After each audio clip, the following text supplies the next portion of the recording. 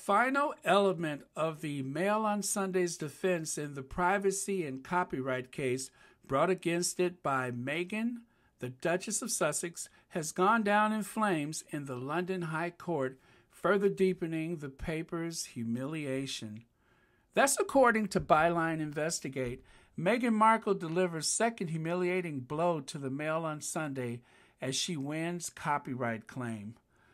I don't know if you guys noticed this, but in the past few weeks, especially last week, and, it's hard to tell which week is worse, but it's all Sussex all the time.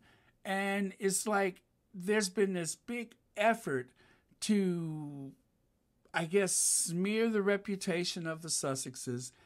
And this is so unbelievable for me because the reason why I find it hard to digest how pathetic these attacks are, you would think that Prince Harry had married into the family, but guilt by association because he's married to Meghan Markle, the Duchess of Sussex, the Duchess Meghan, because he's married to her, then, guilt by association, he has to go down with her. And so together, they're like the Bonnie and Clyde of the royal family on that side of the Atlantic. Over here, we understand exactly what's going on. Her biracial profile in one of the whitest institutions on the planet, the royal family,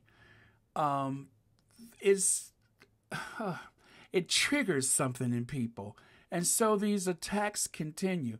I don't care what anybody says. They say, oh, well, Anne has gone through it. Sarah Ferguson has gone through it. They've all gone through it. Diana's gone through it. Well, look at how it worked out for Diana. They've all gone through it. Camilla gets bad press. This is something totally different. This is not just a matter of bad press. This is a matter of a full frontal attack on the character of someone who has an unimpeachable reputation for integrity, and that's the Duchess of Sussex. At no time, in no way, in no place have they been able to bring the so-called dirt on her. So out of desperation, they created something with the pushy princess and all of that kind of stuff, and, oh, she's a narcissist. They had to create something. I guarantee you that if you decide to put the evil eye on anybody, you can shape this image. I remember Princess Diana's brother, Charles. He once said in an interview that when I say they, I mean the tabloid press, they approached him and they told him exactly what kind of villain they were going to create for him. And you could either help us tell your story or we'll do it on our own, but it'd be better if you help us. They create these characters. They engage in character assassination. The narrative that the tabloids create is the narrative that you're stuck with. And so I look at it like this for the Sussexes. You could either have these daily attacks while you're inside the institution, or you can leave the United Kingdom and go to California and have a good life where you're able to thrive rather than have your feelings and emotions and abilities and talents suppressed by the weight of the House of Windsor. Everything gravitates toward the Queen, Charles, and William. And if Prince Harry had stayed within that institution, it would never give him a chance to grow.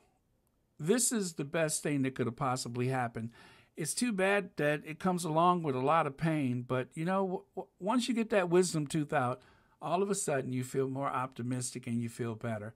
Well, that pain hopefully is behind them, and eventually, I don't expect the tabloids to ever come around and wake up and say, okay, you know what, enough is enough. They beat us. But guess what? The Sussexes are winning, and they're going to keep winning.